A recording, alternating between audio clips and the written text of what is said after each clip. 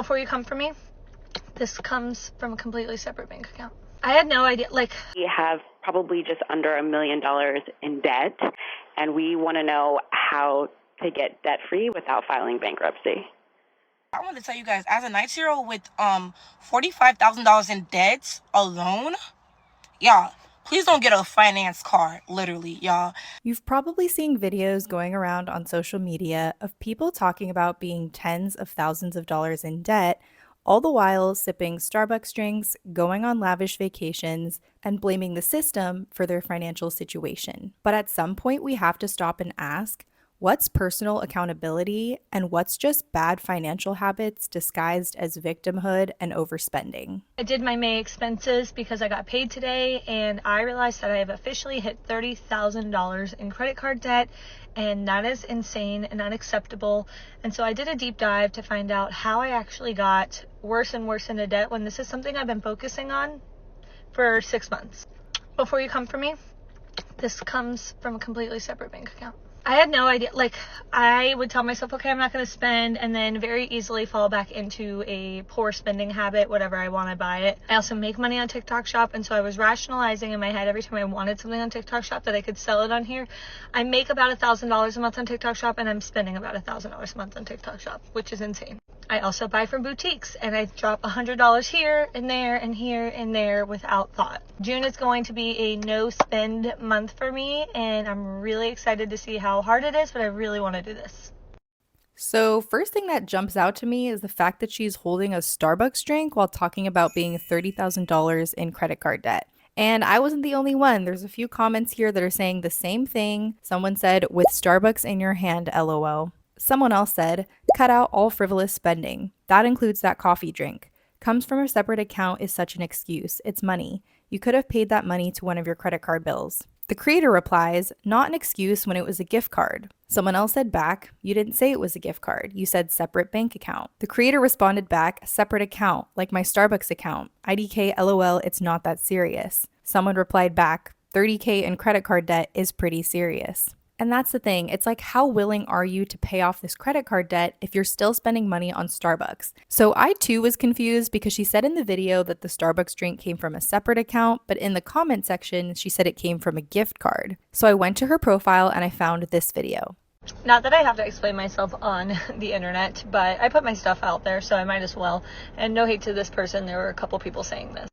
My husband and I have a joint account where a majority of our money goes into, and that account I am able to spend responsibly. I don't know why. I am able to keep it because my husband's watching. Because I know it's for my family. I know it's for my kids. I know it's for my bills. And then I have a separate account where the remainder of my paycheck goes, and all of that goes to my credit cards because my credit cards are my problem and my responsibility and not my husband's. I know that's controversial. I know that's a hot take, but we have, as a couple, paid off my credit cards twice, and I managed to get myself into this again and again, and not learning the hard way has not worked in my brain. I have to do the work myself and make changes myself with my money to actually not get myself in that trouble and get myself out of it. So when I have a Starbucks drink occasionally, it's because I got it out of the joint account where I can spend responsibly. My husband's like, hey, you spent $25 at Starbucks this week. That's fine. And then the next week he's like, okay, we're not doing that 2 weeks in a row. He's the conscious that I need to put in my brain for my spending money, which right now I have no spending money. I am putting all of my alone money to my debt. But no, I can't use that $6 and put it into my debt because that's not how our system works. But I'm allowed to use money from that account for a little bit of spending, a little treat here and there. So I'm confused. It seems that this Starbucks came from the joint account and not from the gift card. So which is it? And how come you're telling people different things? And I don't understand, even after she explained it, why she can't use that $6 from the joint account to pay off her credit card debt. it still isn't really adding up for me. And I think it just ties back to how badly do you want to get out of debt? How motivated are you to get out of debt? Because if you were super motivated, you could just make a coffee at home. Just watched this girl's video where she's basically saying that all you have to do sometimes is just ask for things. And her example was that she called Capital One, her credit card company, to ask if they could lower her interest rate. They said no, but they could refund her for the last 3 months of interest that she had paid. So basically all she had to do was ask, and she ended up getting hundreds of dollars back. It was such a good reminder. I can't stitch her. I'll tag her below. Her stitches are off. But I had the exact same experience with my credit card interest because my 2 credit cards, when I was paying them off, one of them had like $6,000 on it. The other had like $10,000 on it. I had a Discover account and I didn't want to open up a balance transfer credit card. I didn't want to take out a personal loan, but I needed to lower my interest. And I just chatted with Discover and I'm like, hey, like, are there any options to lower my interest? Like, I don't know what to do. I can barely make my payments because my interest is so high. And they gave me an offer with my current account, so I didn't have to open up any other credit cards, to do a balance transfer of up to $10,000, any balance from any credit card. And it was 0% interest for 10 months. So all because I literally just asked Discover if they could like do literally anything for me. They let me transfer my Capital One balance of $6,000 to that account. That was, I want to say, like 25% interest, 23% interest, something like absurd. I transferred that balance and I paid off my credit cards, paid off $20,000 of debt in like 9 months. So this is your sign to just ask for things, especially when it comes to financial, money, credit card type things. Just ask. It is going to get you so far in life. Big congrats to her for paying off $20,000 of credit card debt in 9 months. That is an achievement and that is amazing. I've personally done this numerous times with overdraft fees and late fees. It never hurts to call your bank and try. The worst that they can say is no, but in my experience, 99% of the time they remove the charges. This even happened to me on my corporate card at work. So one time I forgot to submit my expense report and I ended up getting a late fee. So I asked my expense team what I could do about this, and they said, unfortunately, I would have to pay the late fee myself since my company doesn't cover late fees. And so what I did before paying this fee is I called American Express and I explained the situation, and they removed the charge, no questions asked. When I told the expense team what happened, they seemed really surprised because I think people just don't know this and they don't even bother trying. So yes, that's a pro tip. Always call and ask your bank if they can remove the charges because more likely than not, they will. My husband and I are approximately $234,059 in debt. And I know what you're thinking, holy shit. But let me just start by saying that's not all credit card debt or unsecured debt. Before I go any farther, I'm just going to break down to you what that debt actually is. To start, I have roughly $39,000 in student debt. I have a bachelor's in marketing from Penn State University that I no longer use because I'm a stay-at-home mom. But for my bachelor's, I owe $31,651 in debt. And then after graduating, I did start to pursue my master's, but once I became a mom, I put that on hold and I haven't gone back. From the progress that I've made on my master's, I have $8,941 in debt. I do have one credit card. The balance on that is $3,467. I had it paid off around this past fall. Last July, I became a stay-at-home mom when we had our second daughter. And it happens. Expenses accrue. We didn't have the money, so it went on the credit card, and I ultimately racked it back up. Because times are tough, y'all. I'm sure we all get it. My husband does have one credit card. It's at approximately $1,000. I don't know the exact balance because it's his credit card, his login, and I don't have any access to that.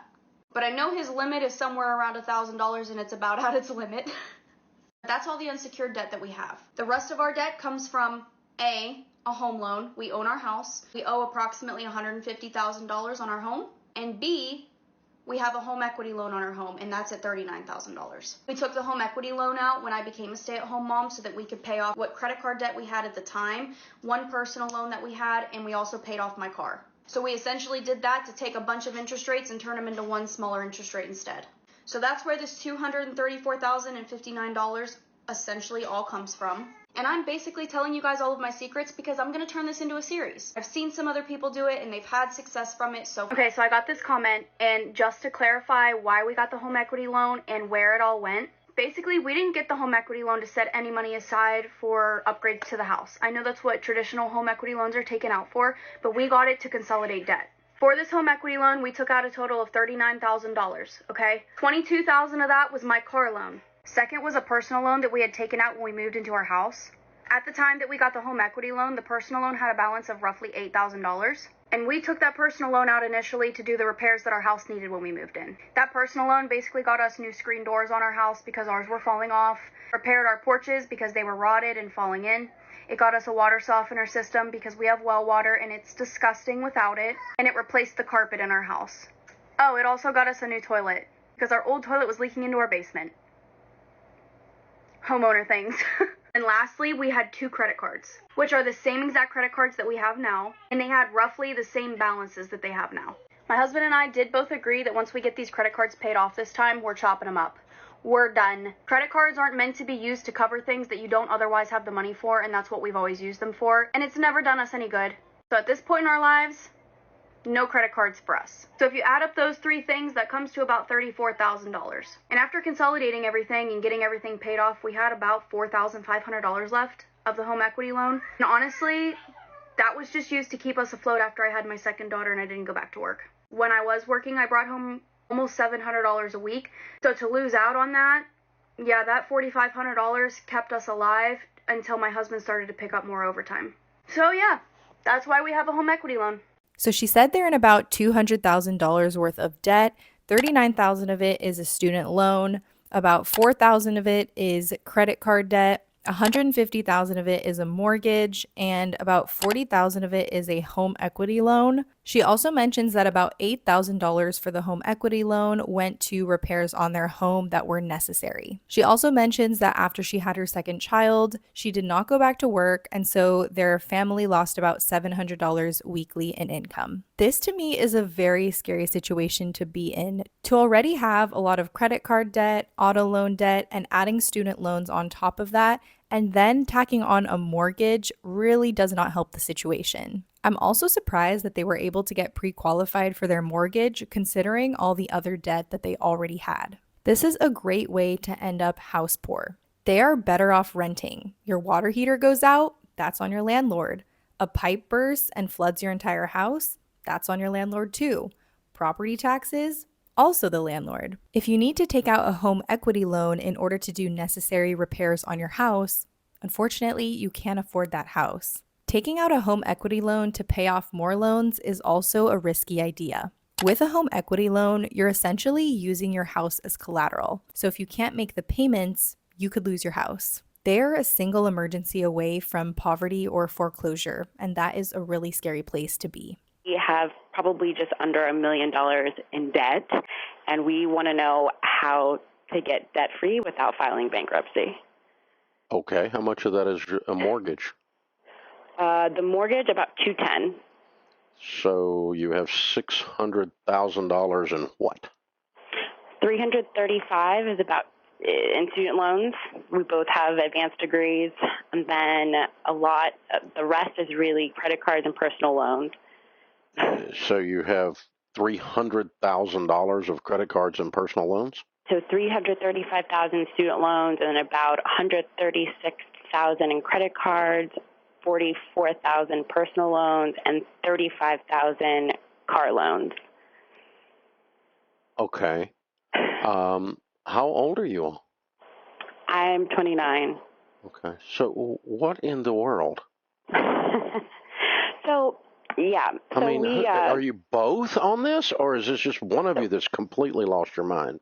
Well, I have the majority of the student loans, and he has the majority of the credit cards. My credit card debt is not great. Okay, it's about so why does he at 29 years old run up $100,000 in credit card debt? I think it's one of those things where just making really poor financial decisions, thinking be able to pay it down as you go, and then it doesn't happen. Yeah. And okay, so you both have advanced degrees. What are your degrees in? He has an MBA, and I have an advanced degree in policy. I work in the government, and we actually both do now at this point, actually. Okay, so your household income is what? Our household income is about $230,000. Okay, all right. Is there recognition on both of your parts how absurd this situation is? Yes.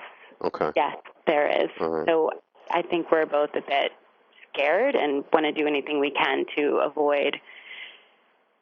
Okay, great. Then I'm on your team. I can skip that step. Okay, good.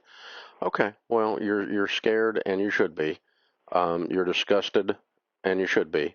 We are. You're early in the early stages of being sick and tired, and you should be. So Yeah. here's the thing: you guys have been living. You've been living at about 10x where you're going to get to live for the next 3 years. Okay. Yep, that's true. So I'm getting ready to destroy your life as you know it, because your lifestyle is considerably above your extremely good income, and has been for a period of time. Right. This is going to be very emotional for y'all, and you're going to have to look at it through that lens and through a spiritual lens, or you're not going to make it. You're going to have to not care what anyone thinks, including each other, because you're not going to spend any money on anything ever for the next 3 years. Oof. $1 million in debt. I can't imagine that weight being on my shoulders every day. This is why debt spirals feel so inescapable, because lenders profit off of people not understanding what they're signing up for. So a lot of their debt is unfortunately them just not living within their means. $136,000 in credit card debt, $44,000 in personal loans, and $35,000 in an auto loan. But what I want to talk about is the student debt. $335,000 in student debt is astronomical. It's no secret that higher education in America costs a lot of money. But I wanted to talk about the differences in public, out-of-state, private universities, and also community college. According to the National Center for Education Statistics, the average cost of in-state tuition is $9,750 per year. Out-of-state tuition costs $28,386 per year, and the average cost of private universities is $38,421 per year. So if you look here, I've calculated the cost of tuition at the different types of schools. Private schools to attend for 4 years will cost you about $150,000. Out-of-state schools for 4 years will cost you about $113,000. If you attend a public school in your state, you will pay about $39,000 for your college education. And if you want to go the cheapest route, like I did, you can go to a community college for 2 years and then transfer to a public in-state school to finish out your education the next 2 years.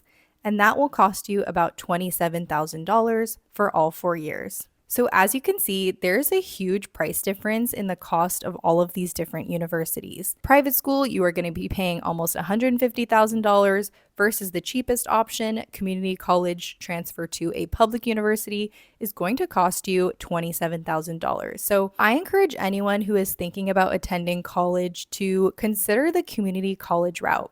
Number one, when you're 18 years old and fresh out of high school, most people do not know what it is they want to do, so going to a community college will allow you to get your general education out of the way for 2 years and give you some time to figure out what it is that you like. Then you'll transfer your credits from your community college to the public school where you'll finish out your education and get your degree. I can't imagine the financial burden that some people have of paying hundreds of thousands of dollars in student loans, because then there's immense pressure for you to start making mucho bucks as soon as you're out of college in order to pay off your student loans. And that's only if you want to go to college. College is not the only way. You could go to trade school, or you could start your own business, or you could take a gap year. There are so many things you could do, and you don't have to rush into the college decision when you're so young.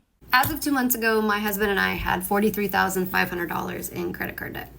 Yeah, you heard that right. How does that happen? 2 months ago, I cried out to the Lord, asking for wisdom, asking him to help us to pay this off, telling him that I am willing to do what we need to do to get out of this hole that we have dug ourselves into. And he began to give me steps to take to do that. And I kid you not, y'all, over the last 2 months, I have actually seen that number go down. I've been tracking this for the last year, and as of 2 months ago, we had more debt 2 months ago than we did a year ago, and all of our cards have had 0% interest. We've been paying the minimum payments, which is a huge chunk, which means that it should have been going down over the last year, but instead it's gotten higher. But since I started implementing the steps that the Lord was giving me 2 months ago, we've actually been seeing that go down. And then a couple days ago, I felt this call by the Lord to start posting this debt payoff journey online to inspire hope. Because right now, times are really hard. And I keep hearing left and right that people aren't even able to afford groceries. People are just drowning in debt. People don't know what to do. And so by sharing my story of what the Lord has been teaching us and what we are doing, I'm hoping that this will inspire hope in your situation, that no matter how bad it looks, if you follow him and you do what it is that he's asking you to do, if you're willing to have your mindsets changed, you can get out of this hole that you are into. If you have been in debt and you have gotten out of it, I am totally teachable. Please post it in the comments, like what you have done that has helped you. If you're not in debt, you're welcome here to spectate. And if you're ready to be able to steward an abundant life, follow along, because I'm going to the promised land. I don't want to continue going in cycles like this, like the Israelites did for 40 years. I want to eventually get to the promised land. It's become a trend online to talk about how much debt you're in and start building an audience from these debt videos. But what I found suspicious in that video is she wasn't talking about concrete, actionable steps she was taking in order to pay off her debt. She was just talking about the Lord guiding her and thinking positively, and it was just a lot of fluff. So I went to her profile and I see that she's selling multiple courses that are over $400. She also has on her profile how to get an Affirm or a Klarna virtual card. It reminds me of the digital marketing and dropshipping courses that we're seeing all over social media that claim to teach you how to get rich, but really these influencers are only getting rich from selling you these bogus courses. And something feels so wrong about coming onto TikTok, posting a video like this, saying you want to help each other pay off your debt, and then turning around and selling your audience $300 courses and Klarna cards. That's suspicious. That's weird. Yeah, it's pretty girl Sophie. I want to tell you guys, as a 9-year-old with $45,000 in debts alone, y'all, please don't get a finance car, literally, y'all.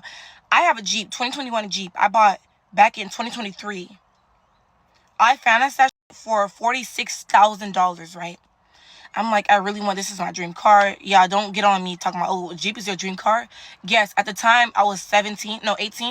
It was my dream car, like most definitely. But now I can't get rid of this car. Literally, I'm stuck with this car, y'all. Like, I'm in so much debt right now, y'all. Like, most of my paycheck is going towards this car. Half of it is going towards this car, y'all. I'm literally struggling so bad, and I want to document my journey on how I'm going to get rid of it. I've been doing DoorDash to like pay off, sometimes because like honestly me working is not going to cover it up. And before y'all be like, oh, why is your hair done? Why is your eyelashes done and shit? With my DoorDash money I earn. Just because you're broke doesn't mean you can feel broke. Like, I just want to like feel like myself, you know what I'm saying? But my car, right? My car note is literally, guys, I cannot stress enough. It's $978 a month. Plus warranty, that's $154. So calculate that, I'm paying $1,200 something alone on this car, y'all. Like, I'm struggling, but nobody knows I'm struggling because I was ashamed of it. Like, now it's like I don't really care what people think. Like, y'all gonna care, it is what it is. I know y'all be like, well, why would you do that? Yeah, I lived and I learned.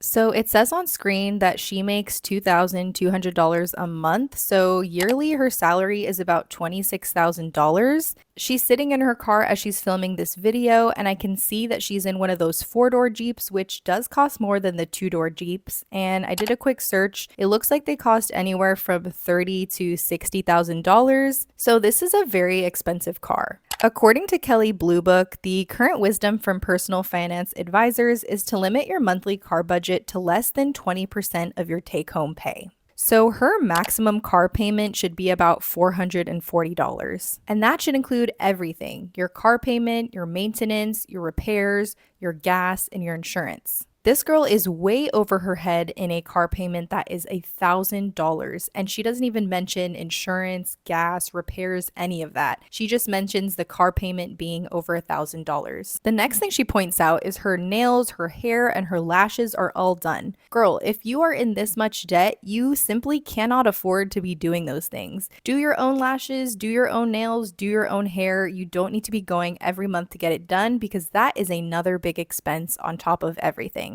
I want to finish off this video with this quote from Fight Club. Great movie, by the way, because I feel like it really applies in this situation. People work jobs that they hate in order to buy things they don't need to impress people they don't even like. Credit card debt is real and it is stressful, but normalizing it is a slippery slope. I'm making this video in hopes that we can look at some of these folks' situations and learn from them and not find ourselves in the same predicament. Thank you guys so much for watching. I hope you enjoyed today's video. Please like, subscribe, and comment down below a dog emoji so I know that you watched the whole video. Thank you guys again, and I'll catch you in the next one. Bye!